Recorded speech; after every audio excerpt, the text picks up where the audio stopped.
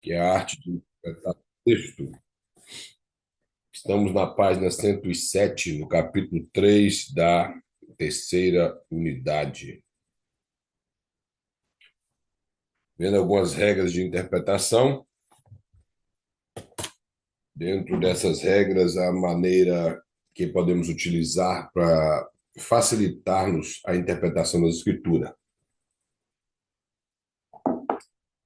Sabemos que, acima de qualquer coisa, antes de buscarmos qualquer regras organizacional dentro da teologia hermenêutica, nós precisamos do auxílio do Espírito de Deus para nos direcionar na interpretação da Bíblia, porque foi ele que inspirou a Bíblia, inspirou os homens que escreveram a Bíblia. Então, a primeira coisa que nós temos que fazer é orar, buscar de Deus a interpretação. Como eu falei com os irmãos na aula passada, preocupar em entender a Bíblia como ela é, sem aquela perspectiva de qual é a denominação que nós pertencemos, e às vezes abandonar algumas coisas que aprendemos no passado, não com interesses de criar problemas na denominação, mas respeitando o costume da nossa igreja, respeitando a sua confissão de fé, a sua teologia, mas, acima de tudo, a primeira coisa que temos que fazer é aprender a interpretar a Bíblia como ela é. E, como eu disse para os irmãos, não para criarmos polêmica, mas para realmente compreender a palavra do Senhor. Ontem, eu dando aula para o outro curso teológico, eu disse para os irmãos, não estuda a Bíblia como pregador, como ensinador, mas estuda a Bíblia para aprender, para ter mais comunhão com Deus e para você realmente compreender o que a palavra do Senhor quer nos falar. Assim sendo, quando Deus lhe der uma mensagem baseada naquele texto que você está estudando, você vai ter como aplicar na igreja, porque você aplicou aquilo na sua vida. Mas para você aplicar da forma correta, você tem que entender o que está falando. Então, não basta apenas pegar um texto isolado no meio da Bíblia e ali buscar aplicar sem interpretar. Na próxima matéria, vamos estar falando de homilética, que é a arte de pregar. E vamos ver por que há tantas pregações com pouca edificação. Porque as pessoas, às vezes, não aplicam nem a regra da hermenêutica e tampouco dentro do seu sermão a regra correta da homilética e acaba deixando um espaço muito grande no que tange respeito à sua pregação. Ele fala, fala e acaba que ninguém entende nada.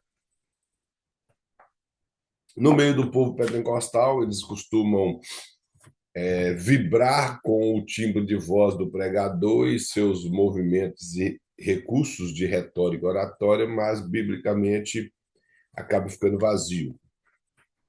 Nós queremos aprender, irmãos, como interpretar a Bíblia corretamente. E vamos continuar aqui no capítulo 3 da, da unidade 3, na página 107, que diz assim: a primeira e a segunda regra formal da hermenêutica e sua aplicação. Aqui nós vamos ver duas regras relacionadas à maneira de interpretar a Escritura, observando algumas coisas, palavras, e para que nós não corremos o risco de fazer a interpretação precipitada. Ele vai falar a primeira regra formal e sua aplicação. E mostra que a primeira regra formal, devemos tomar as palavras e os trechos bíblicos no seu sentido comum e popular. O que ele quer dizer é que o texto que você leu, você deve, primeiro, entender como que os leitores tomaram aquele texto, a forma comum que eles observaram aquele texto. E lembrando, como já disse, a Bíblia ele é um livro que conta a história de um povo. Não tem nada de misticismo por trás da Bíblia. A Bíblia ela é a palavra de Deus, ela é inspirada por Deus, ela é a única regra de fé, ela dita para a igreja aquilo que nós cremos e aquilo que é verdade. Mas isso não torna a Bíblia um livro místico, um livro de mágicas. E simplesmente ela é um livro que relata a história de um povo e que foi inspirada por Deus. Então, ele vai mostrar aqui, ó, que existem expressões idiomáticas que, interpretadas literalmente, perdem o seu sentido original. Eu disse para os irmãos que a Bíblia ela deve ser observada de forma literal a sua interpretação. Lembrando que a forma literal da Bíblia existe linguagens ou recursos de linguagem dentro da Bíblia que nós observando esses recursos de linguagem vamos entender o que o escritor quis falar. Quando dentro da nós falamos que a Bíblia deve ser interpretada literal, é que você tem que entender o que está falando ali literalmente. Mas, por exemplo, uma parábola, você vai ter que entender o que a pessoa que propôs a parábola quis falar. Mas a parábola você interpreta como parábola. Então, recursos de linguagem é quando você consegue compreender cada recurso de linguagem no texto que você está lendo, aí você interpreta. Quando ele disse que literalmente perde o sentido original, o que ele está mostrando é que tem passagens na Bíblia que você tem que entender o que o escritor quis falar, que nem sempre o que ele está falando você deve levar ao pé da letra. É isso que ele quer dizer. Por exemplo, tem lugar na Bíblia que fala que Deus é rochedo, é uma rocha. E isso não quer dizer que Deus é uma pedra gigantesca. Simplesmente quer dizer que ele é inabalável, que ele não muda, ele não se move no seu caráter, ele não tem como mover na sua essência o que ele é. Esse que é o sentido do texto. Você vai entender que é figurado, mas a sua interpretação da Bíblia você vai entendendo que não tem uma coisa mística por trás disso. O escritor usou de um recurso de linguagem para expressar a imutabilidade de Deus. Então, é isso que é o texto. É isso que é interpretar a Bíblia de forma literal. É você reconhecer as figuras de linguagem aplicadas na Bíblia. Outra coisa que ele mostra aqui na outra página, ele vai falar: empregando a primeira regra em algumas referências bíblicas. Então, o que ele quer mostrar, como diz João, a interpretação literal da Bíblia te faz observar as palavras, o contexto, para que você não se perca no texto. Ele disse assim, em Gênesis 6:12, tem um versículo que diz, porque toda a carne havia corrompido o seu caminho. O texto está muito claro lá em Gênesis, mas se a pessoa for utilizar carne ali como sendo literal, ele vai perder o sentido do texto. Então, ele está entendendo que o escritor usou de um recurso de linguagem para dizer que todas as pessoas haviam se corrompido. Carne ali tem um sentido de seres humanos, de pessoas. Outro exemplo que ele dá é a palavra caminho. Ele fala no mesmo exercício, ocorre com a palavra caminho, tomada no sentido literal, entenderemos como comportamento, maneira de viver. Aí ele fala assim, ó, porque os seres humanos haviam corrompido a sua maneira de viver, ou corrompido o seu caminho. Existe esse tipo de linguagem na Bíblia que, se a pessoa observar, ele não interpreta errado. Esse daqui está muito claro, mas, por exemplo, tem muitas passagens na Bíblia que traz a palavra salvação nos evangelhos. E o sentido da palavra, às vezes, não é salvar a alma da pessoa, e sim libertar, livrar. Então, o contexto vai descrever o que o escritor quis falar. E às vezes se torna até bacana, a pessoa prega. Por exemplo, tem aquela passagem da mulher cananeia, que ela roga a Jesus, aquela bem conhecida que Jesus fala assim: não é lícito tomar o pão dos filhos e lançar os cachorrinhos. Aí a mulher se humilha e fala que até os cachorros comem na migalha que cai na mesa. O Senhor Jesus aí fala: vai, a tua fé te salvou. Que ela rogava pela filha dela e a filha se tornou liberta de um demônio. Quando Jesus fala: vai, a tua fé te salvou, é que a fé dela libertou a filha, e não que ela foi salva, a sua alma foi salva.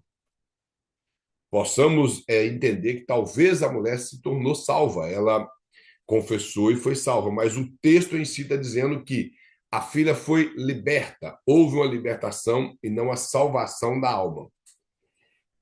E esse erro ocorre, às vezes, quando nós queremos pegar as palavras literalmente e aplicar nas nossas pregações.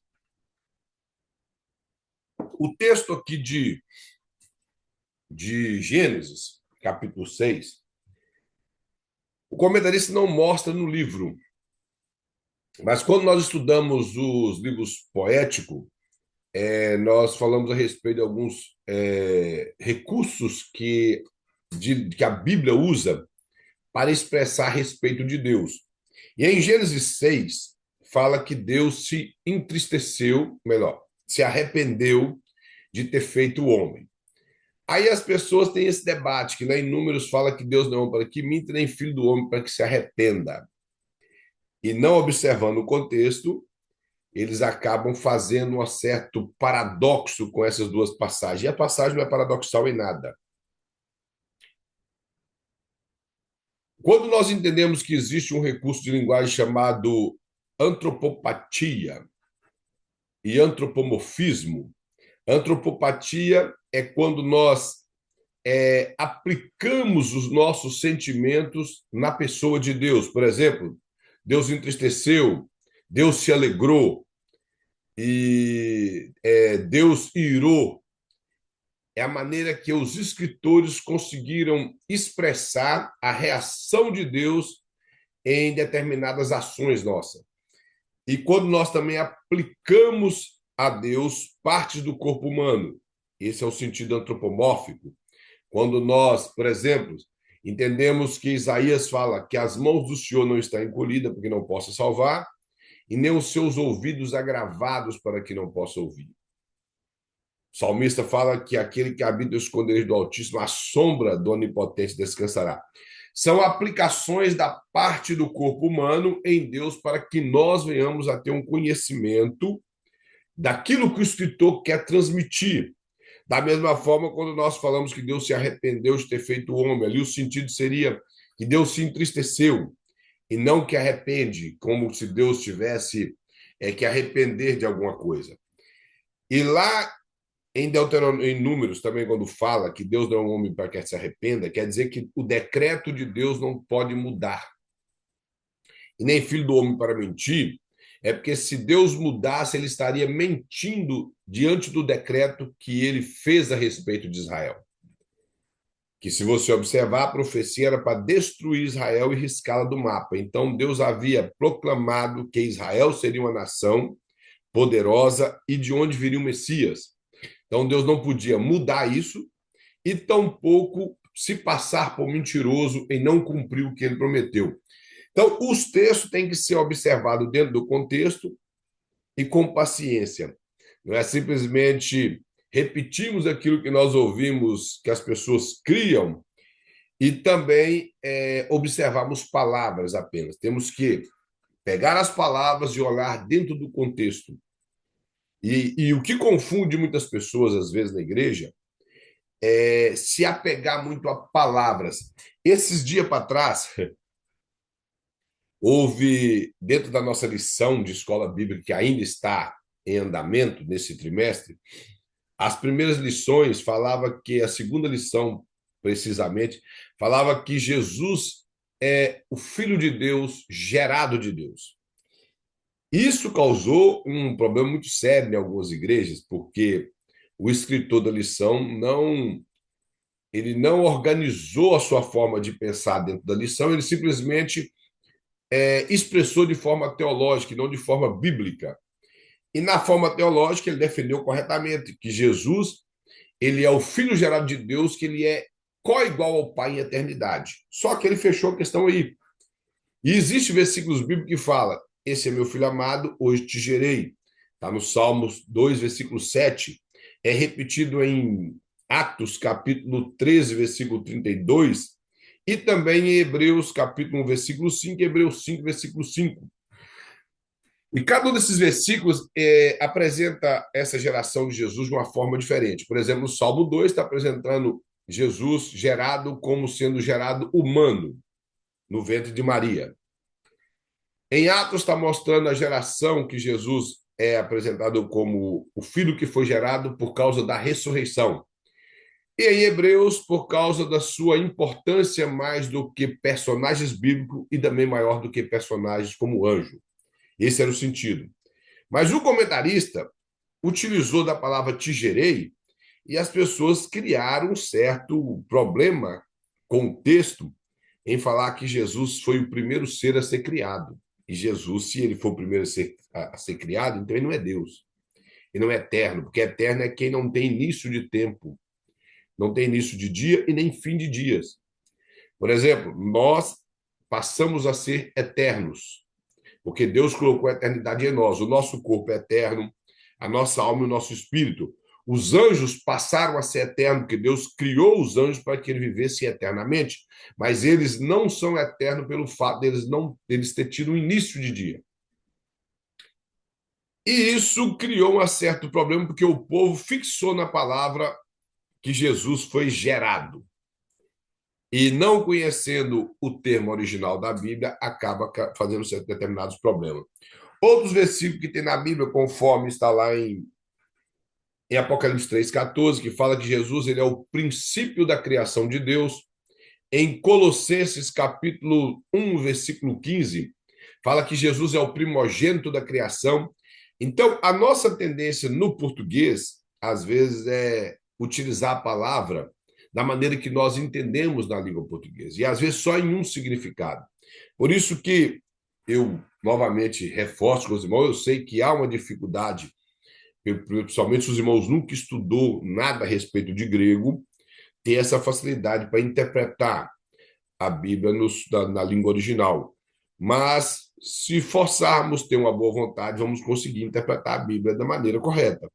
Nós não podemos simplesmente aceitar qualquer coisa, aqui, principalmente quando nós lemos e não entendemos. Aí eu já não consigo entender e passa por cima. Como estudante, você deve batalhar. Se você lê um texto e não entendeu, volta nele.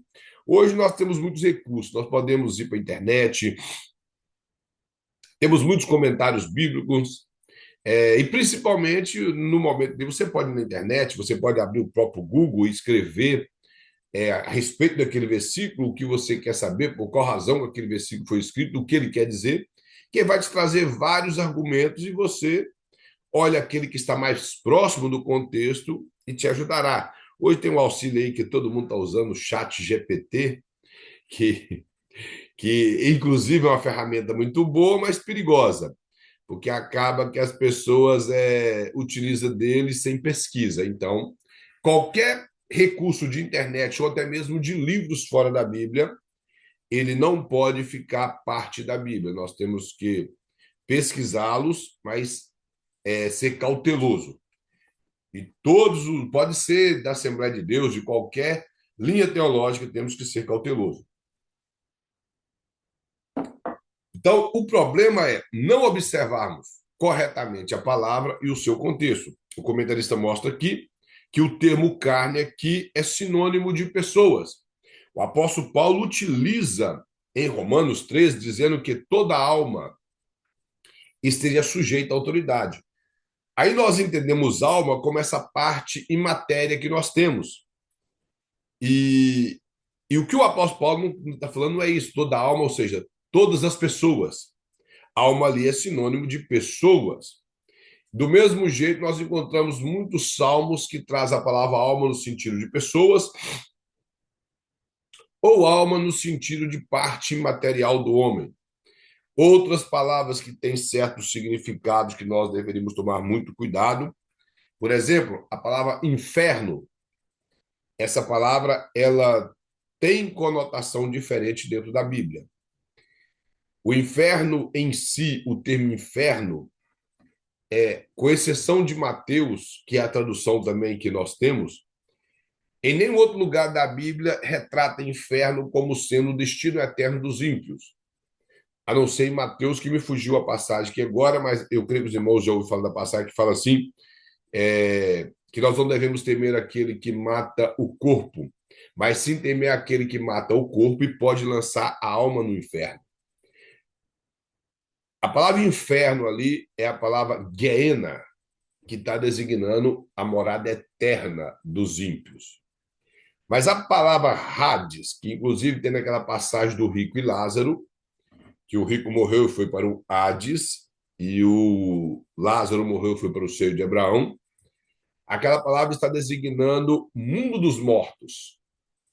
Um local que, de acordo com o pensamento teológico de muitas pessoas, poderia ser uma anticâmara do Lago de Fogo, um lugar de tormento onde as pessoas estão sendo atormentadas esperando o julgamento final.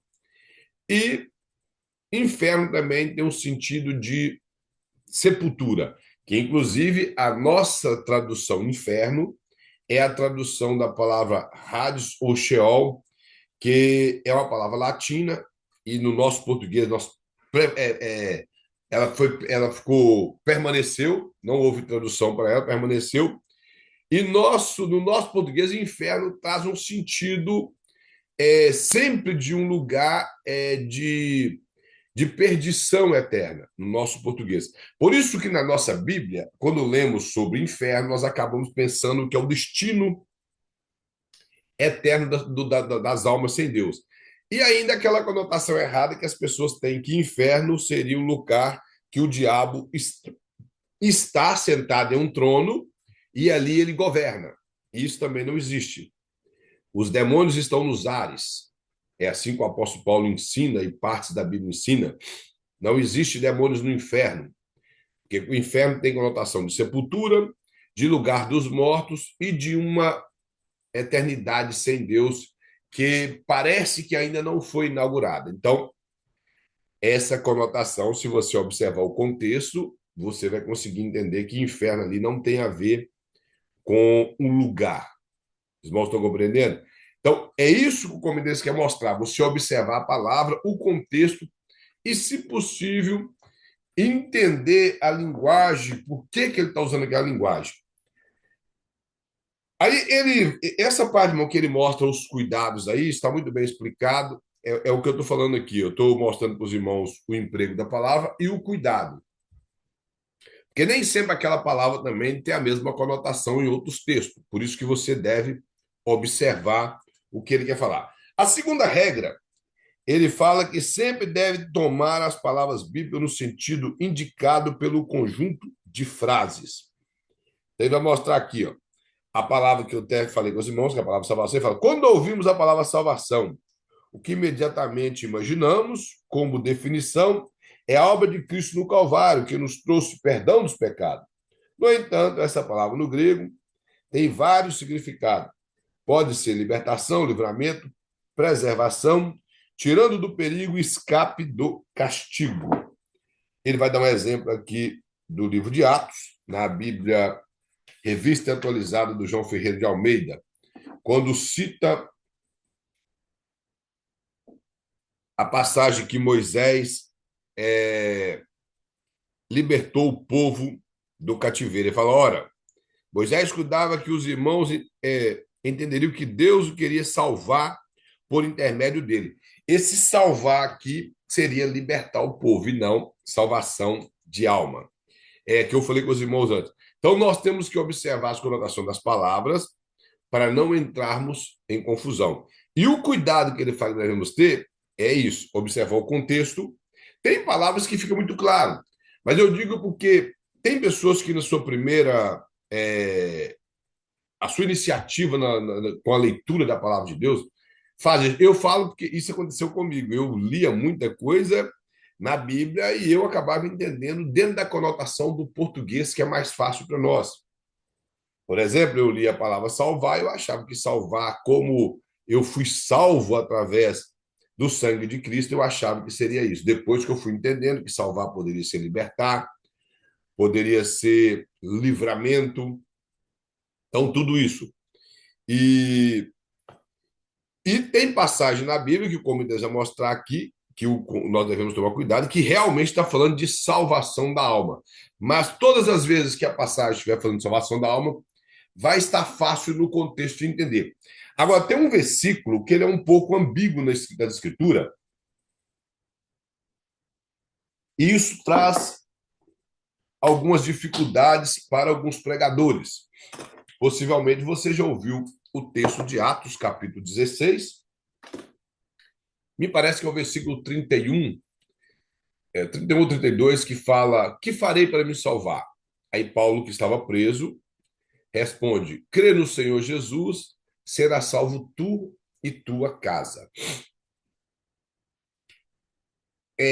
Esse versículo acaba causando um certo tipo de problema na vida de alguns crentes. A primeira coisa que eles falam é que por que ele crê em Deus e a família dele não é salva. Isso eu já ouvi as pessoas perguntar.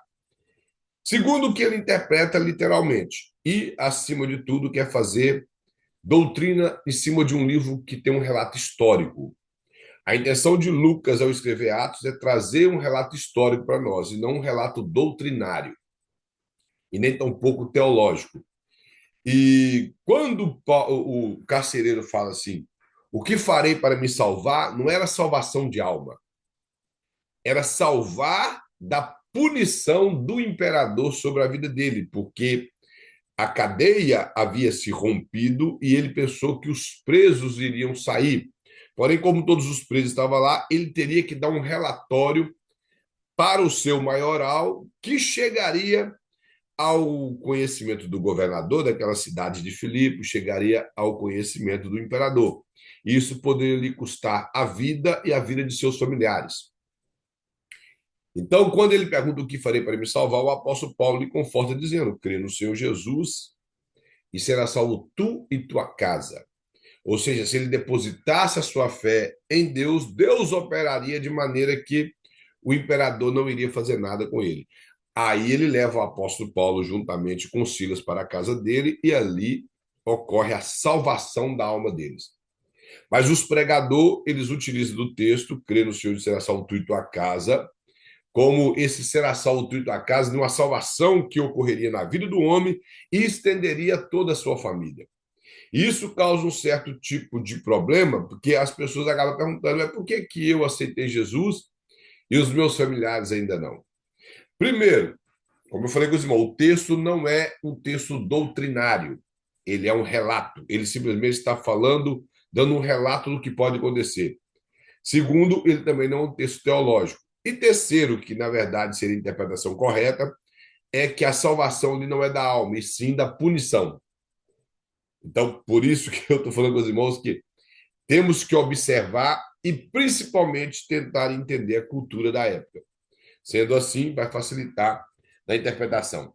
No capítulo 4, ele vai falar da terceira regra formal da hermenêutica. E a terceira regra, ele vai falar que é sempre se deve consultar o contexto.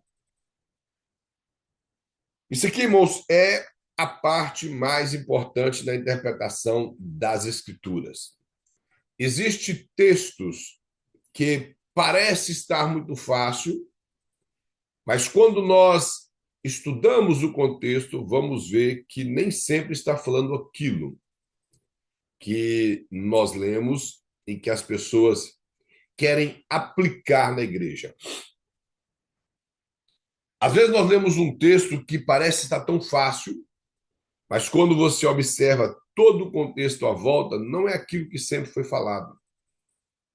Não é aquilo que sempre foi aplicado para as pessoas. Então, o que o comentarista vai mostrar é que nós devemos observar o contexto. Por exemplo, eu vou dar um exemplo aqui de um texto na Bíblia. Eu creio que os irmãos já ouviu esse texto, ou até mesmo já leu. Se você quiser abrir sua Bíblia, tem Lucas 6. Lucas 6. O versículo 37 e 38. Ele vai falar que o descaso a esse detalhe pode resultar em graves erros de interpretação. Está no finalzinho aí. Porque quando nós não observamos o contexto, fazemos uma interpretação errônea, levamos o povo ao erro, e tem pessoas que utilizam de textos para enganar. Esse mesmo é um. O versículo diz assim, versículo 37 e 38. Não julgueis e não sereis julgados. Não condeneis e não sereis condenados. Perdoais e sereis perdoados. Agora, o versículo central que todo mundo usa, fora do contexto. Dai sempre e recebereis sobre vosso colo uma boa medida, calcada, sacudida, transbordante, generosamente vos darão. Portanto, a medida que usares para medir o teu próximo, esse mesmo será usada para vos medir. Porém, o que o povo pega?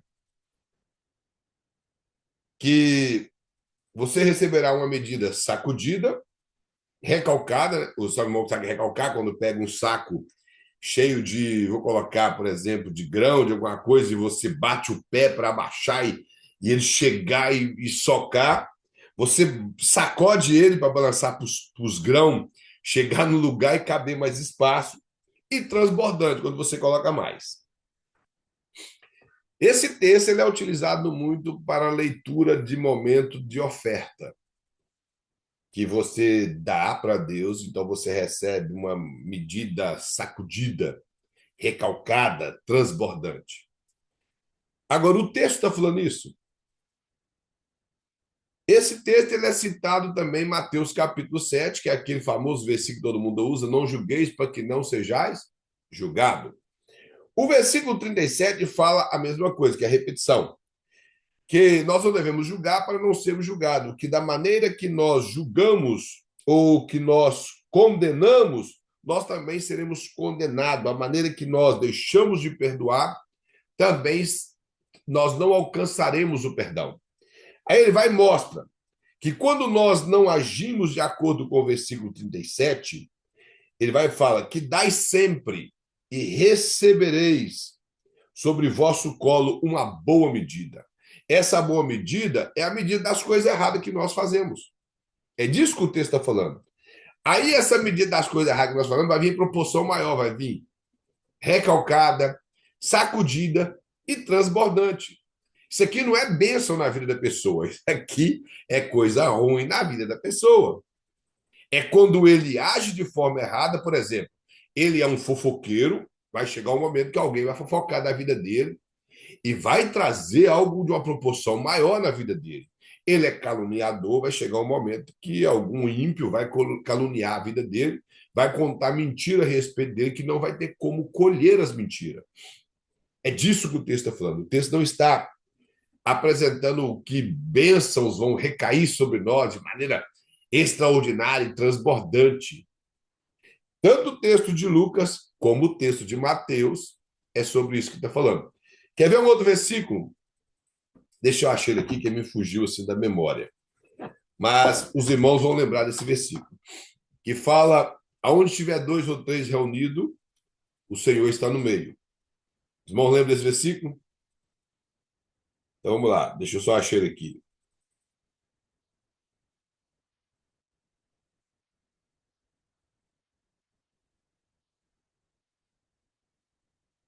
Acho que está em Mateus 18, 20.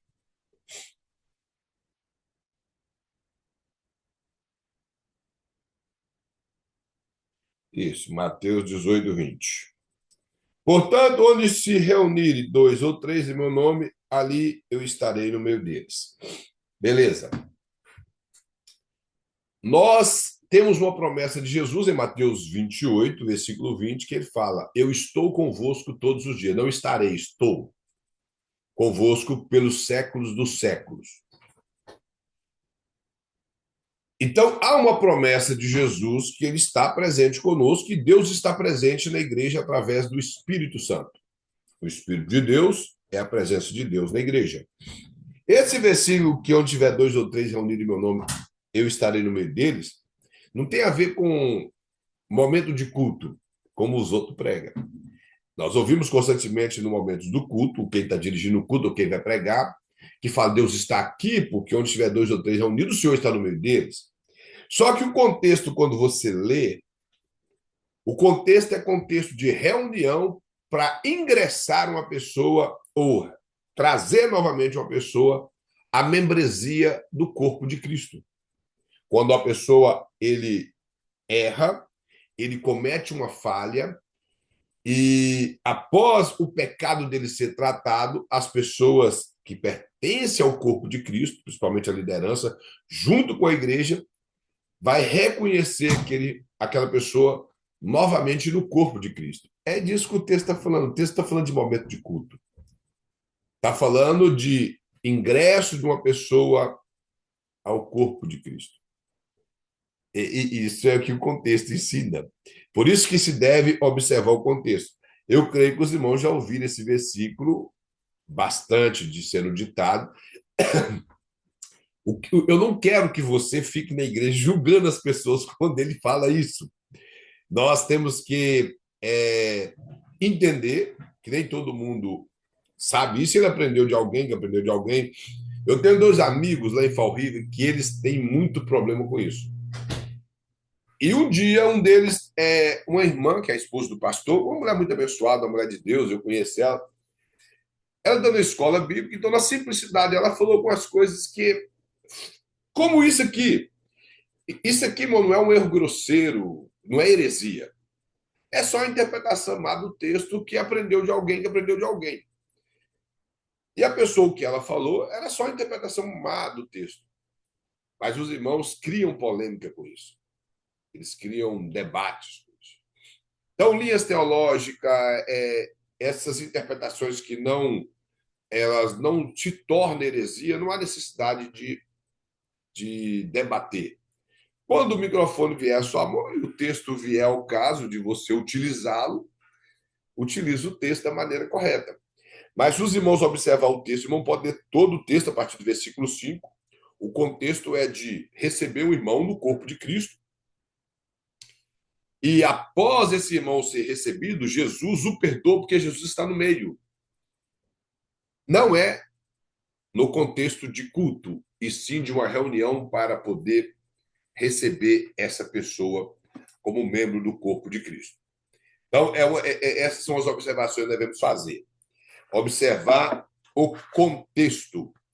Se nós deixarmos o contexto fora, então nós teremos problemas. Problemas por quê? Porque poderemos criar esses tipos de doutrina que eu estou dizendo para os irmãos. Todavia, foi ensinado na igreja que onde tiver dois ou três reunidos, o Senhor está no meio. No momento. E isso é citado, por exemplo, às vezes tem dois irmãos numa esquina conversando ali, e fala, Deus está no meio, porque tem dois ou três reunidos. Vão para o monte, nós tínhamos o hábito de orar em montes. Lá no Brasil, as pessoas falam uma coisa, tiver dois ou três reunidos, Deus está no meio, reunido em meu nome. Então, não é esse o contexto da passagem. Nós sabemos que Deus está presente conosco em todos os momentos. Todos os momentos. O Espírito de Deus mora em nós. O Espírito de Deus é Deus. Se ele mora em mim, Deus está comigo em todos os momentos. Então, parece até ser algo contraditório quando nós falamos. Agora, Deus Jesus está no meio porque estamos reunidos aqui, nós quatro. Então, não existe isso, está entendendo? O Espírito de Deus já mora em você. E ele mora em você. Deus está com você 24 horas. Então, temos que saber interpretar a Escritura. Ele vai falar aqui na página 114 que, certa vez, Jesus fez uma declaração numa reunião com os discípulos que tem deixado muitos leitores sem compreender claramente do que se tratava. Ele vai falar com os três evangelistas registram, que ele fala, em verdade vos digo que alguns dos que aqui se encontram, de maneira nenhuma provarão a morte até que vejam, viu o Filho do Homem no seu reino. Esse texto, irmãos, ele já teve muita dificuldade, sim, por interpretação. Inclusive, muitos pregadores evitavam esse texto, pelo fato de que todos os apóstolos morreram. E Jesus fala dos que estão aqui comigo. E Jesus não voltou e nem plantou o seu reino. Os irmãos compreendem que o versículo é de difícil interpretação? Sim. Só que, como eu disse, nós temos que ter cautela. Quando nós estudamos sobre biologia, eu expliquei para os irmãos que a Bíblia não foi escrita e dividida em capítulos e versículos. Isso foi uma forma didática para nos ajudar a localizar textos bíblicos, porque a Bíblia ela era escrita em rolos, então havia uma facilidade maior porque os rolos eles eram organizados de forma sistemática que as pessoas iriam achar, por exemplo, o rolo do profeta Isaías, não tinha como escrever somente um rolo, então eles fizeram, digamos que era dividido em 5 rolos. Eles teriam que numerar os rolos da passagem. Ficaria fácil de entender. Primeiro, segundo, terceiro rolo, eles entenderiam que seria de forma crescente. Livros pequenos teria facilidade. Mas os capítulos, eles foram divididos por volta dos anos 1225. Quem dividiu fez de forma didática. Os versículos em 1555 a 1556 fez de forma didática. Isso foi muito bom para nós e, ao mesmo tempo, as pessoas que não têm isso em mente dificultam na interpretação, porque eles passam a dividir a Bíblia, achar que o capítulo 16 do Evangelho de Mateus, após findar ali, acabou. Só que na Bíblia original, as pessoas iam ler completo, capítulo 16 e 17, normal. O capítulo 17 mostra o que é o reino de que Jesus estava falando. O que retrata no capítulo 17? O momento que Jesus pega Pedro, Tiago e João, vai para o Monte das Oliveiras, o melhor, o monte, e ali se transfigura. E não sabemos se é o Monte das Oliveiras, que foi um acréscimo meu. O Monte da Transfiguração, e ali ele se transfigura na presença dos três, e juntamente com Elias e Moisés, que era a representação da lei e dos profetas, o que cumpriria em Cristo, mostrando todo o reino de Cristo para esses três. Então, esse versículo se cumpre no que nós chamamos capítulo 17, no Monte da Transfiguração. Esses três discípulos viram Jesus na sua glória. Então, isso é a interpretação do texto. Ele ter visto o Filho do Homem no seu reino é o que eles viram no Monte da Transfiguração. E não, o texto em si não está se referindo à volta de Cristo em glória, e sim o reino que ele tem na eternidade com o Pai. É disso que o texto em si fala.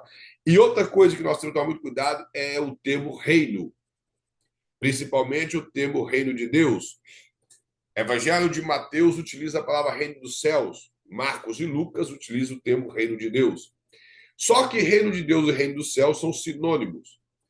Pelo contexto, você vai observar o que significa reino. Por exemplo, a parábola que nós conhecemos como das 10 virgens, ela fala que o reino dos céus é semelhante a 10 virgens. Você vai lá no Evangelho de Mateus, no capítulo 6, vai falar que na oração que nós conhecemos como oração do Pai Nosso, fala, vem o teu reino. E muitas pessoas já pregou isso, que viu o reino de Deus é a volta de Jesus. Não é isso. Quando Jesus ensina a ver o teu reino, ele fala, vem o teu governo. Que Deus governe sobre nós. Que as nossas vidas estejam no governo de Deus. Aí fala, vem o teu reino e seja feita a tua vontade, assim na terra como no céu. Ou seja, o teu domínio sobre minha vida seja aqui na terra do mesmo jeito que o Senhor comanda aí no céu, que os anjos são obedientes, que os anjos fazem o que o Senhor manda. É isso que o texto quer dizer. Já lá em Mateus, ele está falando de um grupo de pessoas que iria compor a igreja e que era semelhante a 10 virgens. E que essa igreja deveria ter azeite sobrando ou de reserva para que a sua luz nunca apague. Tem outros lugares na Bíblia que o reino de Deus tem a ver com o poder de Deus na terra. Então, o contexto vai determinar isso. Por exemplo, Jesus fala: se eu expulso demônios pelo dedo de Deus, é chegado a vós o reino dos céus. Então, ou seja, é chegado a vós o poder de Deus, o governo de Deus. O termo reino, no sentido mais abrangente, poderia ser interpretado dessa maneira: é o governo de Deus através da igreja na terra. Isso é o reino de Deus. Mas as pessoas imaginam reino de Deus como o céu, a eternidade, e como eu estou dizendo para os irmãos, tem poucas passagens na Bíblia que o reino de Deus tem a ver com os céus. Por exemplo, nas cartas, nos evangelhos, sempre tem conotação com a igreja. Nas cartas, tem conotação com a eternidade com Deus. O apóstolo Paulo fala que pessoas que são maldizentes, que são adúlteros, que são efeminados, que são sodomitas, que são ladrões, não herdarão o reino. Aí o reino ali é a eternidade. Então, o contexto em si fala. Então, nós temos que observar isso que o comentarista está falando. Então, são algumas passagens da Bíblia que trazem algumas dificuldades, porque quando nós lembramos de reino, a primeira coisa que vem em mente é a eternidade com Deus. E nem sempre o contexto está falando disso. Então, por isso que nós precisamos de aprender essas regras e observar o contexto que está falando. A quarta regra formal, como eles falam, que é levar em consideração os desígnios ou objetivo de livros ou passagens bíblicas que apresentam expressões ou ensinamentos obscuros de difícil entendimento. Existem algumas passagens na Bíblia, como eu falei, essa própria que nós citamos aí de Mateus, traz alguma dificuldade, parece haver algo bem obscuro e que não nos dá facilidade para interpretar o texto. Ele vai mostrar aqui, por exemplo, em João 30, ele vai falar assim, ó, uma dificuldade comum que alguns leitores encontram quando o uso da quarta regra é descobrir o desígnio e propósito de um livro bíblico, um livro da Bíblia. Essa informação é possível ser obtida em algumas passagens que indicam claramente o propósito do livro. O que ele quer mostrar aqui é o seguinte: se você entender o propósito do livro, qual é o propósito principal desse livro? Todas as demais passagens vai te abrir um leque muito grande para você entender a passagem. Exemplo, se você entender qual razão foi escrita a carta aos Hebreus, qual que era a intenção do escritor e qual a época, isso vai facilitar. Primeiro, a época era um período de perseguição, talvez por volta dos anos 67 a 69, que foi o período que o Império Romano começou a perseguir a igreja. A carta aos Hebreus, ela foi escrita para encorajar os cristãos de todos os tempos, principalmente os judeus, porque os primeiros cristãos eram judeus, que eles não voltassem ao judaísmo e que eles continuassem abraçando Cristo, porque Cristo é superior a todos os preceitos judaicos descritos no Velho Testamento. Aí ele mostra que Jesus é superior a Moisés, que recebeu a lei, é superior aos anjos que mediou a lei entre Deus e Moisés, que ele é maior do que Arão, que era o sumo sacerdote da época, e que era maior do que Josué, quem liderou para colocar o povo de Israel na terra prometida. Então ele vai descrevendo algumas coisas da lei de Moisés e mostrando que cumpriu em Cristo. Se você tiver isso em mente, o livro de A Carta aos Hebreus vai ter facilidade. Mas algumas pessoas têm dificuldade porque, primeiro, não conhece a parte da lei de Moisés, que é o livro de Êxodo, o livro de Levíticos, que a Carta aos Hebreus é como se fosse uma interpretação do livro de Levítico e do livro de Êxodo. Outra coisa que ele vai mostrar aqui é no Evangelho de João. A questão da Carta aos Hebreus não está no texto, mas ele vai pegar um versículo aqui em João, que é interessante, que é João 20 e versículo 31. Ele fala assim, ó, estes, entretanto, foram escritos para que possais acreditar que Jesus é o Filho de Cristo, Jesus Cristo é o Filho de Deus, e para que crendo tenhais a vida em seu nome. Se você entender por que João escreveu o seu evangelho, quando foi e por que ele está falando assim de Cristo, você vai ter facilidade. Por exemplo, João, ele andou com Jesus. Tudo isso que ele descreveu no seu evangelho foi para poder, foi tudo que ele viu. Não foi quem contou para ele, foi o que ele viu. E ele escreveu o seu evangelho já por volta, talvez, dos anos 95 até os anos 100 depois de Cristo. Já quase na virada do primeiro século para o segundo. E ele escreve para encorajar os cristãos, que também passavam por perseguição do Império Romano. E esses cristãos que passavam por perseguição estavam entrando num pensamento gnóstico, que era um pensamento que tirava o valor da ressurreição de Cristo, da humanidade de Cristo, porque se Jesus não era humano, o seu sacrifício foi em vão, nós não fomos salvos. E se ele não ressuscitou, nós também não ressuscitaremos. E com o pensamento gnóstico que o povo estava abraçando, João precisou de escrever tanto o Evangelho como a sua primeira carta para debater o gnosticismo. No Evangelho, ele mostra que Jesus é Deus e homem ao mesmo tempo. E que Jesus tinha um corpo de carne. E que Jesus fez alguns milagres para provar e despertar a fé do povo na pessoa de Cristo e ser salvo. Quando ele termina essa passagem, se você ler o versículo, ele fala assim, ó, verdadeiramente Jesus realizou na presença dos seus discípulos muitos outros milagres que não estão escritos nesse livro. Porque o Evangelho de Mateus é o que mais, ou melhor, o Evangelho de Marcos é o que mais relata milagres. João, ele apenas escreveu 7 milagres, e não passou de 7. Aí ele vai e disse que esses 7 que estão escritos aqui, eles são base para que todas as pessoas possam acreditar que Jesus é o Cristo. Que esse Jesus que andou na terra como homem, ao mesmo tempo ele era o Cristo, ele era o enviado, ele era o Filho de Deus e que quem cria nele tinha a vida eterna. Então, o conhecimento do assunto do livro todo vai te facilitar a saber por que esse versículo está aqui. Por que ele precisou de escrever apenas sobre 7 milagres?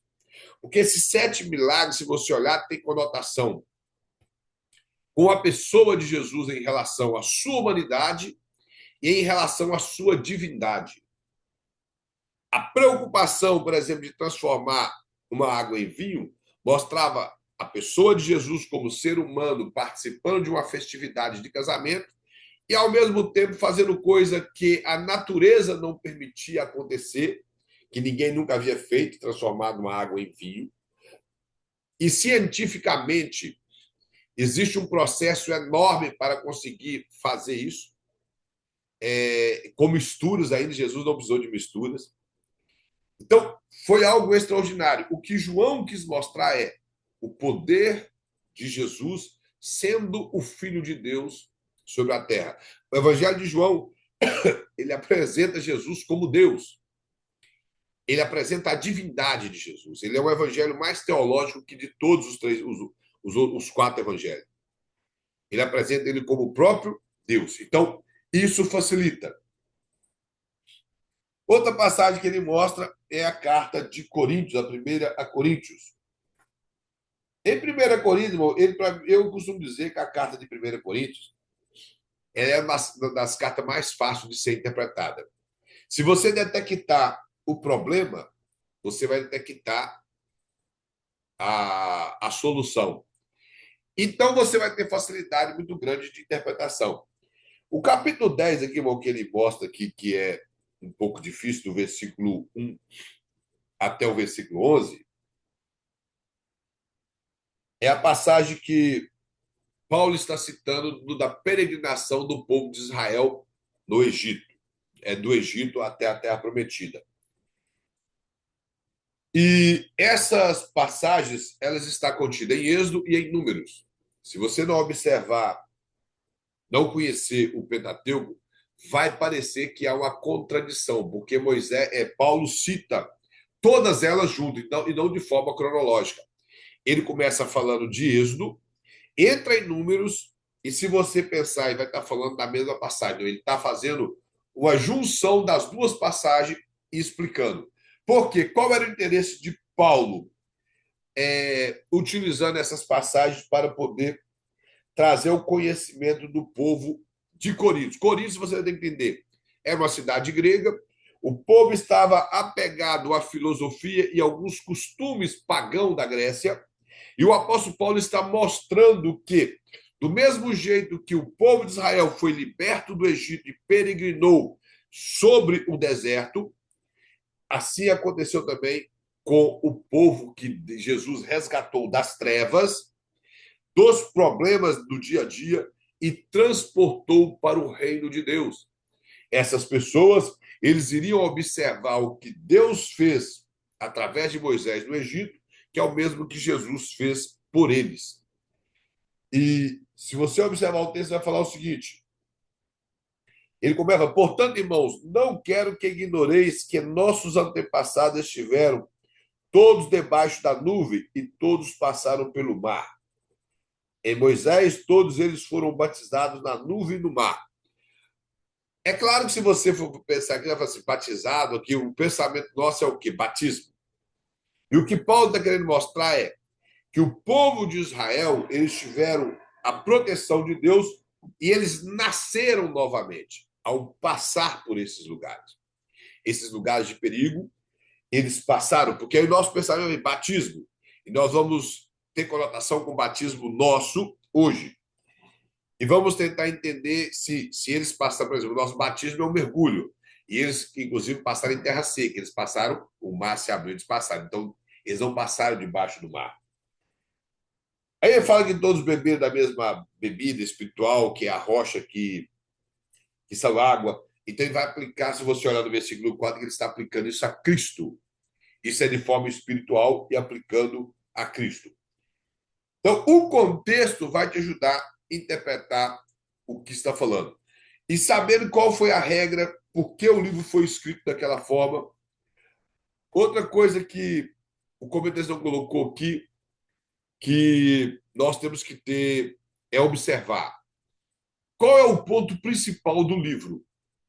Se você pegar a carta aos Efésios e ler a carta aos Efésios, e depois ler a carta aos Colossenses, chega um certo ponto da carta que elas parecem ser iguais. Está tratando do mesmo assunto. Que, inclusive, os teólogos chamam a carta de Efésios e a carta aos Colossenses de cartas gêmeas. Pelo fato que existe alguns teologia prática. O que é teologia prática? É quando tudo aquilo que você aprendeu dos feitos de Deus, você aplica em sua vida. O apóstolo Paulo, em Efésios, do capítulo 1 ao capítulo 3, ele mostra como Deus trabalhou para libertar o povo de Israel do Egito e como Cristo trabalhou para libertar o povo das garras de Satanás. E que desse povo judeu e do povo gentílico, ele fez um povo só e santificou esse povo. Ele predestinou para ser santo e que essa barreira que dividia judeu e gentil, ela foi quebrada, hoje é um povo só, que hoje nós temos a palavra de Deus interpretada pelos profetas e pelos apóstolos, os profetas do Antigo Testamento e os apóstolos que foram de Cristo, que nos deixou ensinamentos para que nós viéssemos a caminhar na presença do Senhor e a igreja fosse edificada. Isso é a carta aos Efésios. A carta aos Efésios ela tem o seu principal ponto teológico, eclesiologia. O que é eclesiologia? É o estudo sobre a igreja, a formação doutrinária da igreja, tanto como organização, como também organismo. O que é a igreja como organização? Ela é a igreja como prédio, como número de pessoas, um pastor, uma diretoria, é um CNPJ. É a organização material da igreja, é chamado de que a igreja como organização. Como organismo, ela é a igreja invisível de Cristo. Ela é como corpo. Isso é organismo, a igreja como organismo. É a igreja invisível. Mas ela se une, não existe igreja organismo sem igreja organização. Então, o apóstolo Paulo ele trata de tudo isso, da organização, como também do organismo. Já a carta aos Colossenses, ela não tem a ver com eclesiologia, ela tem a ver com cristologia. Muito que elas possam parecer em algumas coisas, o interesse teológico é diferente. Porque Paulo está debatendo o início do gnosticismo e provando que Cristo é superior a qualquer pensamento de organização angélica. Que se você olhar, ele vai falar que os principados e potestades e os reinos foram tudo criado por Cristo e para Cristo. E ele fala de culto a anjos e que esses cultos a anjos eram inúteis, não deveria acontecer, que Cristo é superior a anjos, que Cristo é superior às leis mosaicas e esse tipo de coisa. É disso que a carta aos Colossenses trata. Então, quando nós lemos superficialmente, vamos pensar que ela e Efésios são iguais, mas na verdade não. Então, nós temos que saber o propósito de cada carta. Descobrindo o propósito de cada carta ou de cada livro da Bíblia, Você não vai ter problema com determinadas passagens que parece ter dificuldade. Por exemplo, existe uma passagem na carta aos Colossenses que fala dos rudimentos do mundo. As pessoas ouvem o termo rudimento, não procura no dicionário, principalmente no dicionário teológico, e acha que rudimento tem a ver com costumes, como eu já vi muitos falar, dos rudimentos do mundo, como costumes do mundo. Rudimento tem a ver com poderes elementares, ou seja, poderes angélicos que o povo de Colosso, sendo, podemos dizer, infectado pela doutrina gnóstica, estavam começando a prestar culto a esses anjos e acreditar que os poderes dos anjos era o que regia a vida deles. Então, esse era o principal ensinamento do apóstolo Paulo, mostrando que quem governa é Cristo, Cristo é superior, que Cristo tem supremacia sobre anjos, sobre qualquer classe de anjo que existisse, por isso que ele fala de tronos, de potestades e principados. Tronos ali talvez tenha uma conotação com anjos que ficam em volta do trono de Deus, potestades com anjos que governam nações, que estão melhor agindo em volta das nações, e principados como príncipes que governam hostes angelicais. Possivelmente o apóstolo Paulo está mostrando dentro do pensamento judaico, que era assim que eles organizavam, que mesmo diante de todo esse pensamento angélico da teologia judaica, Jesus era maior.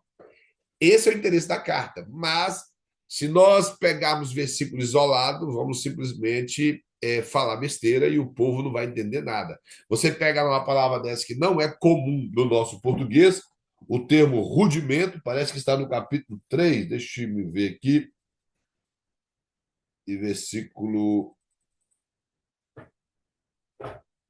O capítulo 3, não sei se é o versículo 8, o capítulo 2. É isso mesmo.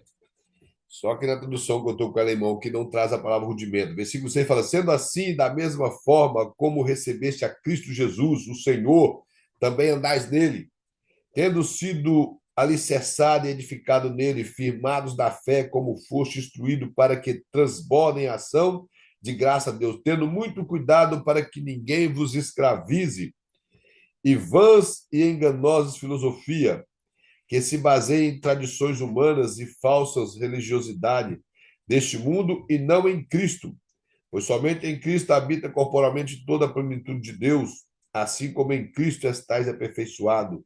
Ele é o cabeça de todos os poderes e autoridades. Nele também foste crucificados, não por intermédio de mãos humanas, mas com a circuncidado, não feito por mão, mas circuncidado, feita por Cristo, que é despojado na carne pecaminosa. Então, ou seja, aqui na minha tradução não usa a palavra rudimentos, mas o termo rudimento tem a ver com isso. E o que é a palavra que ele fala de falsa religiosidade.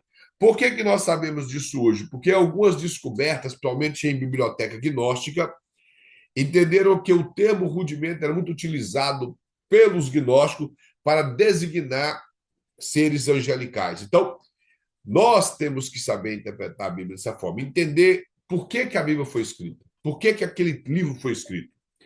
Se você fazer essa pergunta, você vai ler o livro e vai entender por que aquele livro foi escrito. Agora, se nós pegarmos textos do meio, sem ler todo o contexto, sem procurar saber, como o escritor coloca aqui, qual a razão do livro ter sido escrito, teremos essas dificuldades. Temos cartas como a carta aos Gálatas, que ela tem um propósito, porque ela foi escrita. A própria carta a Filemão, que é uma carta pequena, escrita pelo apóstolo Paulo, ela tem um propósito porque ela foi escrita. Carta aos Romanos, como nós até ouvimos na igreja domingo, a pregação, que realmente é fato, é um dos escritos do apóstolo Paulo mais lido. Nós podemos colocar na ótica humana, não que isso tem valor, questão bíblica, mais importante. Porque toda a Bíblia é importante, toda a Bíblia é inspirada, mas em questão teológica, ela é a carta mais importante, porque ela retrata de uma maneira nunca vista em nenhuma outra parte da Bíblia sobre a doutrina da salvação. Então, a carta de Paulo aos Romanos, o pessoal chama da princesa dos escritos de Paulo, é o maior tratado soteriológico que já foi escrito. Os reformadores, como Calvino, Lutero, Zwinglio e outros, eles tinham maior estima pelo Evangelho de João, que fala de uma cristologia extraordinária, da sua divindade, e da carta de Paulo aos Romanos.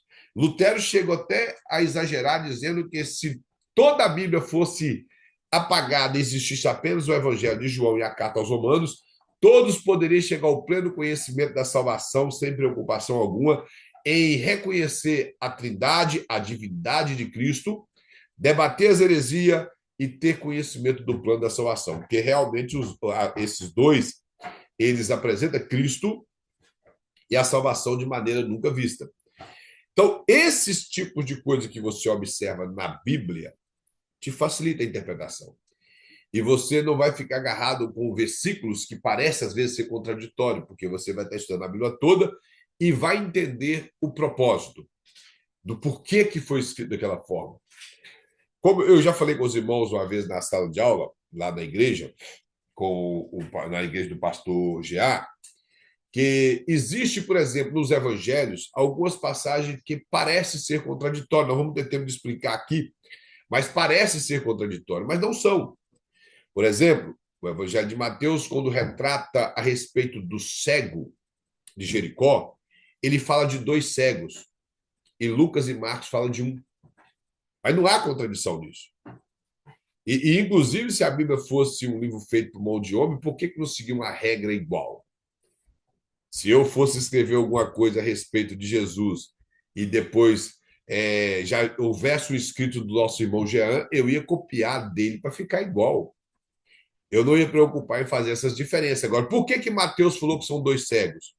Porque Mateus estava presente no momento da cura do cego. Já Marcos e Lucas colheram da boca de alguém, talvez de Pedro, João, de Maria, do povo que andava com Jesus. E quando eles contaram para ele, talvez destacou Bartimeu como o que mais gritava, o que correu atrás, o que foi impedido. E isso talvez interessou mais para eles. E o que eles fizeram? Escreveu só sobre Bartimeu, o outro nem deram o nome dele. Então, isso é que nós temos que entender nas Escrituras, e não pensar que há uma contradição. Porque não há contradição. Nenhuma. Não há contradição. E, inclusive, tem outras passagens nos evangelhos que podem parecer contraditórias, mas não são. O evangelho de Mateus e Lucas fala que Jesus, ele na hora terceira, na hora nona, melhor dizendo, ele gritou, Pai, em tua mão entregue meu espírito. Já Marcos fala que Jesus foi crucificado na hora terceira. Que eles pegaram Jesus, levaram, e na hora terceira, eles levaram Jesus, e na hora sexta, eles crucificaram Jesus. Não há contradição, porque o que é hora terceira? Hora terceira é 9 horas da manhã, hora sexta são meio-dia, e a hora nona são as 3 horas da tarde, aproximadamente. Não é que estou fechando a questão, porque o tempo era dividido em primeira hora, terceira hora, sexta hora e nona hora, que era a parte do dia. Mateus fala que Jesus ele inspirou às 3 horas da tarde. E Marcos fala que ele foi crucificado ao meio-dia, ficou de meio-dia até as 3 horas, que ele morreu. Aí as pessoas pegam o texto isolado e falam que houve uma contradição. Não houve contradição. O que houve é uma falta de observação, que um está relatando o momento que ele morre e o outro está relatando o momento que ele foi crucificado e permaneceu na cruz. Não houve contradição. É só observar o texto.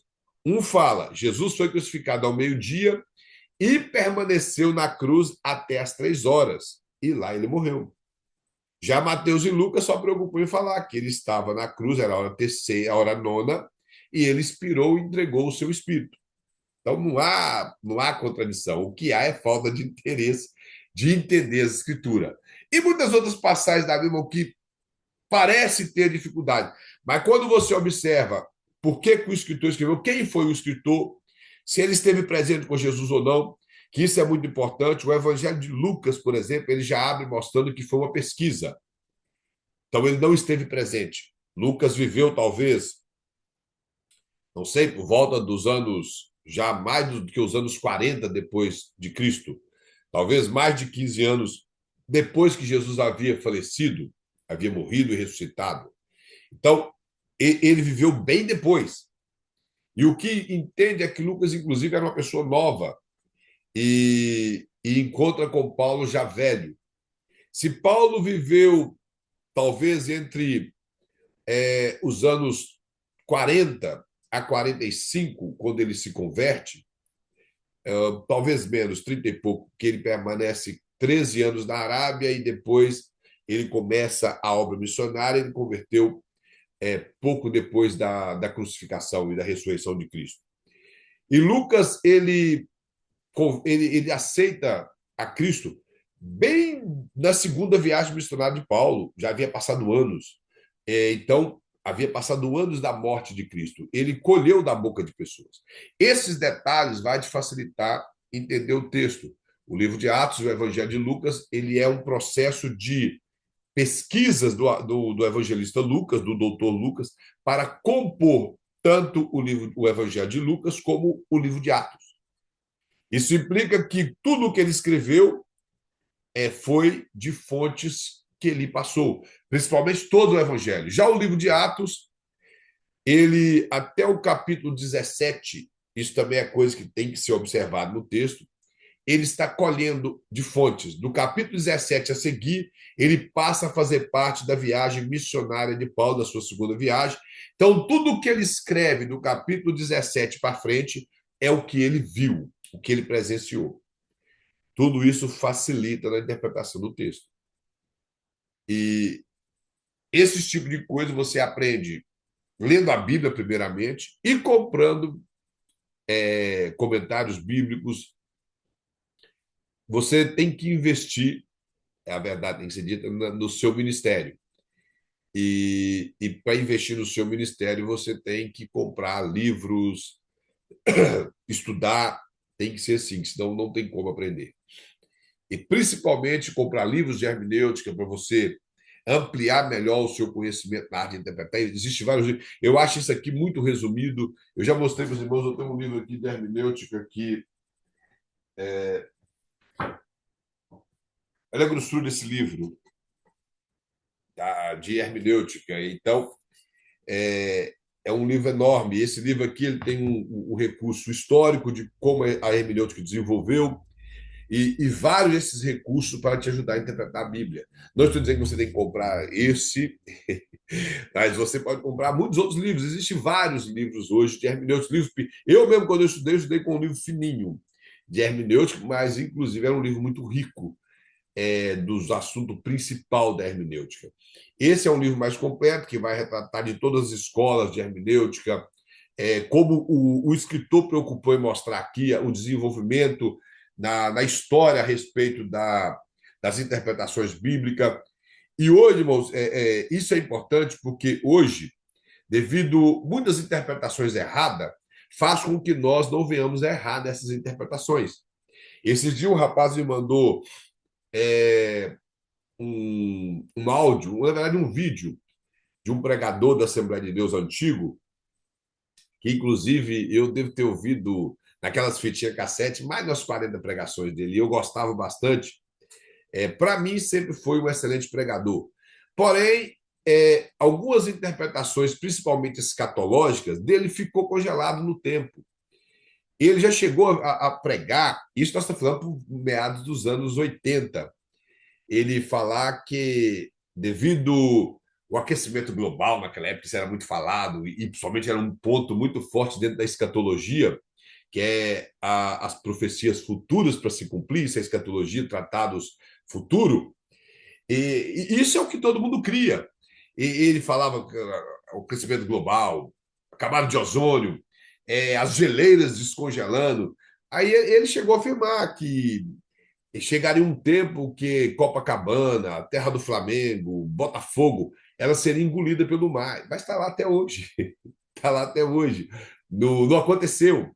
E muitas outras coisas que algumas pessoas que são denominadas como escatólogos gostam de falar. A escatologia não é muito precisa em muitas coisas. O que é preciso é o que é bíblico. Isso nós temos que esperar. Mas esse pregador, inclusive, ele estava falando de questões de ogiva nuclear, de que o poderio russo, o poderio americano, o poderio da China, que poderia destruir a Terra, e muitas coisas que têm relação com a escatologia, que as pessoas ficam presas nisso, de coisas passadas, e não preocupa trazer uma escatologia bíblica. Eles aprenderam aquilo. Por exemplo, talvez você já ouviu falar de Gog e Magog. Isso causa certas discussões na igreja até hoje, porque o pessoal interpreta errado, acha que Gog e Magog é a Rússia, é a Alemanha, é a China, e não tem conotação com isso. Se você olhar lá, está muito claro quem é Gog e quem é Magog. Aí eles vão lá para o início de Gênesis, que tem um dos filhos de Jafé que chama Gog, Magog, e, e vão falando de coisas que não tem a ver com o que é bíblico. Então, eles não preocuparam em evoluir, eles não abrem mão daquilo que eles aprenderam no passado. E isso dificulta a interpretação. Então, eles continuam pregando aquelas coisas antigas sem querer. Não estou dizendo de renovação, mas estou dizendo de abrir o seu entendimento do que é escriturístico e o que realmente é a interpretação da Bíblia. E não simplesmente permanecer com aquela tradição. Então, a nossa preocupação é entender o erro de muitos intérpretes do passado para nós não cometermos os mesmos erros. E hoje, como eu falo, existe muitas interpretações dentro da Bíblia que fogem do que é realmente padrão de interpretação correta. E a nossa preocupação é interpretar a Bíblia corretamente. Não estou dizendo que nós não erraremos em alguma interpretação. Talvez você vai errar, e como eu erro, mas se você tiver em mente qual a razão que o escritor escreveu, é muito difícil você errar na interpretação. Como nós vamos estudar na próxima aula, na próxima matéria sobre homilética, quando você se dá a pregar expositivamente, é muito difícil você fazer uma interpretação errada do texto. A maioria das pregações que são utilizadas de forma temática, eles citam muitos versículos aleatórios, versículos soltos na Bíblia, e às vezes truncados. Truncado quer dizer forçado, tentar forçar uma interpretação. Se você não conhece o contexto do assunto e prega, eu vou dizer, por exemplo, uma das pregações mais pregadas em nossas igrejas é o temática, onde você dá um tema, utiliza um texto que faz jus ao seu tema, mas nunca mais você volta para o texto, você trabalha só com o tema. E trabalhando só com o tema, você cita muitos versículos soltos na Bíblia e aparentemente parece que conhece muito de Bíblia, mas na verdade não. Conhecer de Bíblia não é a quantidade de leitura bíblica que temos ou quantidade de versículo que gravamos. Conhecer de Bíblia é você saber interpretar a Bíblia corretamente. Isso é conhecer de Bíblia. Digamos que você conhece, já leu 10 livros do Novo Testamento, dos 27, mas você conseguiu entender e interpretar. Se você abrir ali, você consegue explicar qual que foi o pensamento do escritor, os versículos de que está falando, aquela perícope, que é aquela passagem sobre o que ele está abordando. Isso é conhecer a Bíblia. Não é você citar todos os versículos da Bíblia, não é você ter números, coleções de leitura, mas sim pegar, por exemplo, a parábola das 10 virgens, conseguir explicar o que é a parábola das 10 virgens, pegar o contexto histórico, por que 10, por que virgem, o que tem a ver azeite, o que é a parábola das 10 virgens, sobre o que está falando. Isso sim é interpretar a Bíblia corretamente. Você entender que as 10 virgens ali, talvez o número 10 faça conotação porque 10 pessoas poderia iniciar uma comunidade. Então, Jesus utiliza o número 10 simbólico, simplesmente para mostrar que aquilo seria algo completo.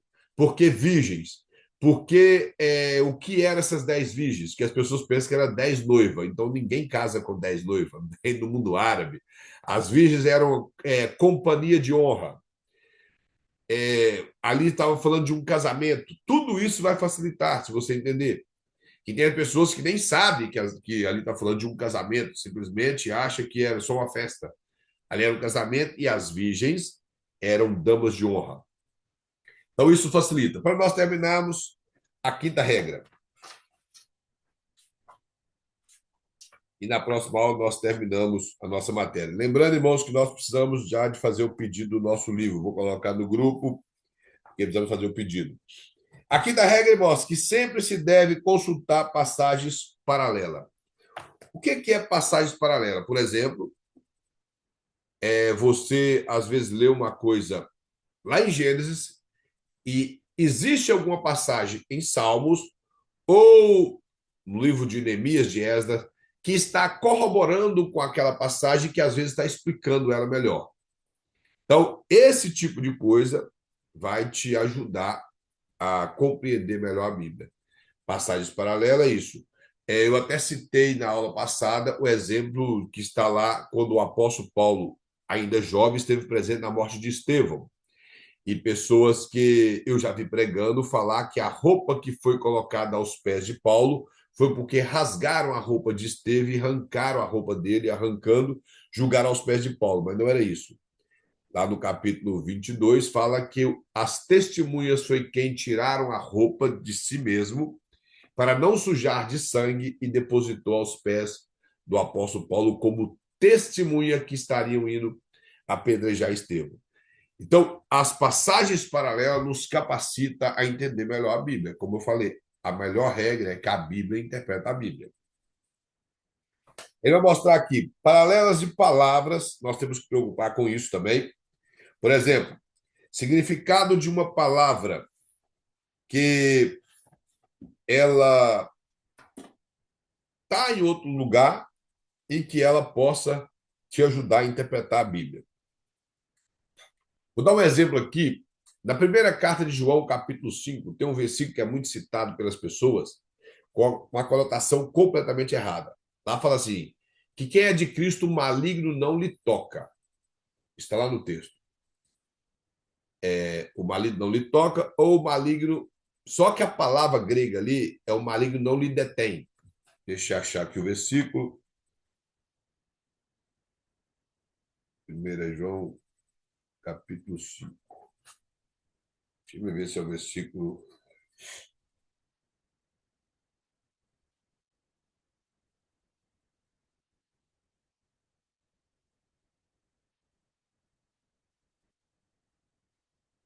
Versículo 18 do capítulo 5 da primeira carta de João.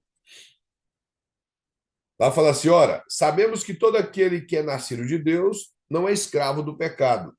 Antes, aquele que é nascido de Deus, aquele que nasceu de Deus, o protege e não permite que o maligno lhe possa tocar. O nosso pensamento aqui é que o maligno não pode fazer nada com você, de te tocar, de pôr enfermidade, de te, te destruir. Esse é o pensamento que é citado em muitos versículos, por muitos pregadores. Mas se você olhar todo o contexto, o versículo não está falando disso. O versículo está falando que aquele que é nascido de Deus, ele não é escravo mais do pecado, porque ele foi liberto. E aquele que nasceu de Deus, Deus o protege. E não permite que o maligno lhe faça abandonar os caminhos do Senhor. Ou lhe deter no mundo. A palavra correta aqui é a palavra, o maligno não lhe detém. Porque ele vive para Deus. Essa mesma palavra, aí é que eu falo, que às vezes precisamos de um pouquinho do grego, que essa mesma palavra está lá na passagem quando Jesus ressuscita e ele está indo para Jerusalém e Maria Madalena e as outras Marias vêm para lhe deter e ele fala: não me detém porque ainda não subi para o meu Pai. E ali, o texto lá tem uma tradução que fala: não me toque, porque eu ainda não subi para o meu Pai. Mas o não tocar ali é o termo não me deter. Era deixar com que ele fosse fazer o que era necessário fazer. Então, o que o texto aqui está querendo dizer é que quem permanece em Deus, o maligno não detém ele no mundo. Que o versículo 19 fala assim, ó: estamos cientes de que somos de Deus e que o mundo inteiro jaz no maligno. Da mesma forma, temos pleno conhecimento de que o Filho de Deus é vindo e nos tem concedido entendimento para reconhecermos o verdadeiro. E nós estamos vivendo naquele que é o verdadeiro, em seu Filho Jesus Cristo. Este é o verdadeiro Deus e a vida eterna. Então, o texto aqui não está falando do diabo tocar por enfermidade, do diabo te destruir, do diabo tocar na sua casa, tocar na sua finança. O texto aqui está falando de o diabo não pode fazer com que os salvos abandonem o caminho do Senhor e permaneçam no mundo. É isso que o texto está falando. E não pode te deter no mundo, porque você é liberto por Cristo. Então, quando nós fazemos a paralela de palavras com a outra, nós temos a capacidade de entender o que o texto está falando. Talvez você ouviu esse texto por muito tempo, que o diabo não pode tocar, é que ele não pode tocar nas suas finanças, na sua vida, na sua saúde, e daí por diante. Ele fala de, como eu já falei, até colocou alguns versículos aqui, que eu não vou falar dele, o paralelo de ideias. Ele fala, às vezes, a terminologia usada é metafórica, assim facilmente será percebida. Exemplo, a corrida cristã e o jugo de Cristo e a armadura espiritual. A paralela de ideias é o seguinte: você às vezes vai deparar com uma palavra e que a ideia dela é outra. E um outro versículo vai te ajudar a entender o que o escritor está falando. Dentro de uma passagem, talvez você vai achar, e até dar um exemplo que de armadura espiritual, que possivelmente está fazendo menção em Efésios, que talvez você vai achar em outro lugar que não tem a ver com a mesma passagem de Efésios. Então nós temos que tomar cuidado com isso. Mas existe, por exemplo, passagens que têm a ver. Se você pegar a palavra armadura, você vai em Isaías, e lá em Isaías ele está falando a respeito da armadura, não de forma completa como o apóstolo Paulo, mas fala dos pontos também da armadura, igual Paulo fala, do jugo de Cristo e da corrida cristã. O apóstolo Paulo fala muito a respeito da corrida cristã. Então, o paralelo de ideia é isso. Você vai entender essa ideia que um escritor está mostrando com a mesma ideia do outro. E isso vai te ajudar na interpretação. Existem algumas que podem dificultar, devido, como eu falei, o pensamento de cada escritor. Mateus escreve assim, ó, bem-aventurados os pobres de espírito, porque deles é o reino dos céus. Bem-aventurados os humildes, ali não tem a ver com pobreza. Bem-aventurados os humildes, porque deles é o reino do céu. Ou bem-aventurada a pessoa que não é arrogante, a pessoa que não é soberba.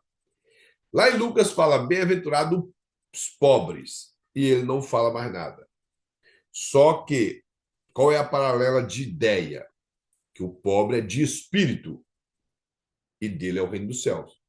Então, ali não tem a ver com o pobre financeiro, porque não que nós temos preocupação com pobreza, mas parece até uma contradição. Feliz o que é pobre, o que não tem dinheiro, parece uma contradição. E principalmente para nós que estamos na América, viemos aqui em busca de uma questão financeira melhor, então seria contraditório. Então, o texto, nós temos que olhar paralelos de ideias, o que um escritor falou, ou o próprio escritor falou algo aqui, e em outro escrito seu ele apresenta a mesma ideia.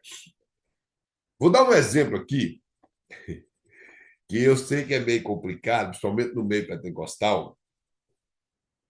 O Evangelho de Lucas, ele, escrevendo sobre João Batista, ele fala que Jesus Cristo, ele fala assim, aquele que vem após mim, está no capítulo 3 do Evangelho de Lucas, ele vos batizará com o Espírito Santo e com fogo. E qual que é o nosso pensamento? Está no versículo 16 do capítulo 3. Ele fala que, então João declarou a todos, eu de fato vos batizo com água, entretanto chegará alguém mais poderoso do que eu, tanto que não sou digno sequer de desatar as correias da sua sandália. Ele sim vos batizará com o Espírito Santo e com fogo. Ele traz uma pá em sua mão, a fim de limpar a sua eira e juntar o trigo no seu celeiro, Todavia queimará a palha com fogo que jamais se apagará. Esse versículo é interpretado por todos os assembleianos, somente pastores, que Jesus vai batizar com o Espírito Santo e com fogo. Os irmãos já ouviram isso, certo? Espírito Santo e fogo. Primeiro, aí nós mesmos falando, você é batizado com o Espírito Santo? Aí as pessoas respondem sim ou não.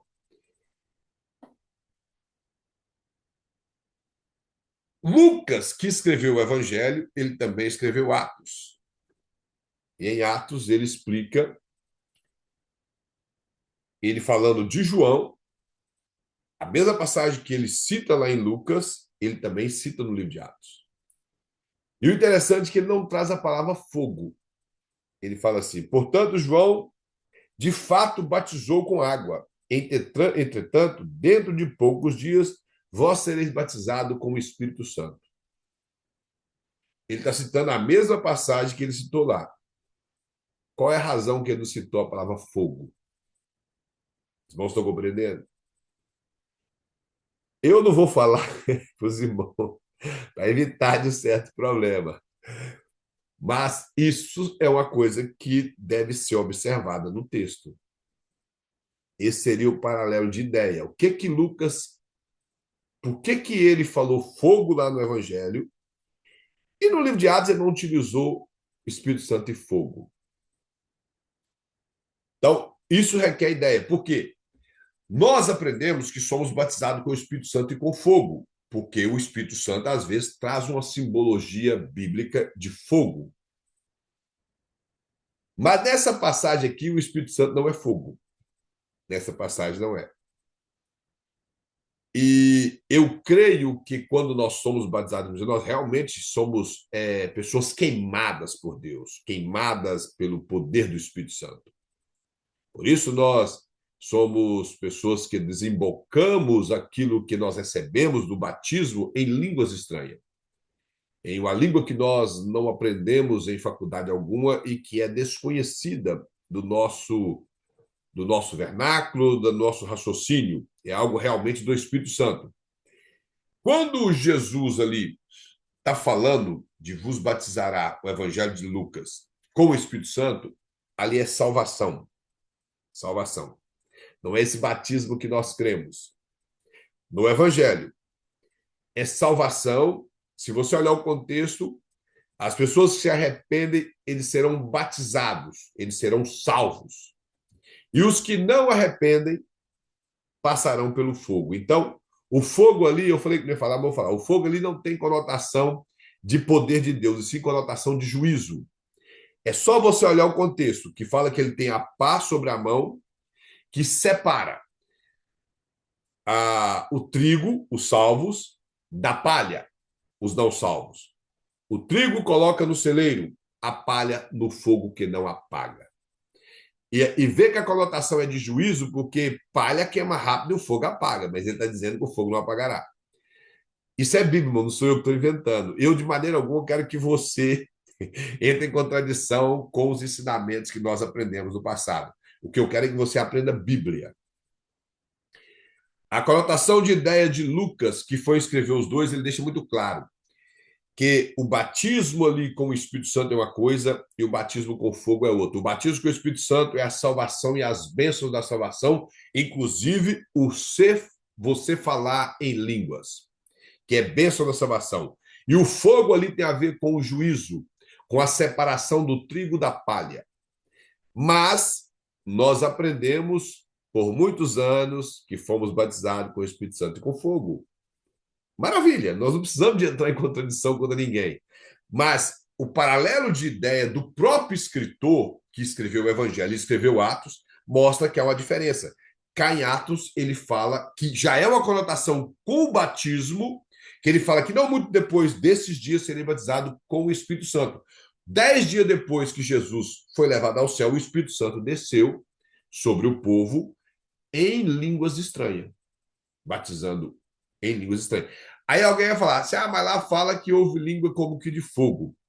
Essas línguas como que de fogo nada mais era uma aparência para que as pessoas que estavam vendo vê a presença de Deus no meio do povo.